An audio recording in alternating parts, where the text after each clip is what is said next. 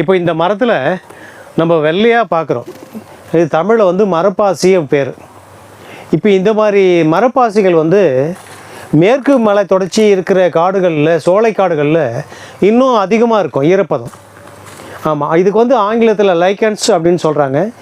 இந்த மரம் வந்து காற்றினுடைய ஈரப்பதத்தையும், காற்று நல்ல மாசு இல்லாத காற்றாக இருக்கிற போது மரங்களில் தானாக ஈரப்பதத்தால் ஏற்படுகிற இந்த மரப்பாசி என்பது இந்த காட்டினுடைய ஒரு நல்ல காற்றை அடையாளம் காண்கிற ஒரு விஷயமாக நம்ம பார்க்குறோம். இது வந்து நகரப்பகுதிகளில் பார்த்தா இருக்காது. இப்போ இது நம்ம எழில் சோலையிலே இருக்குது.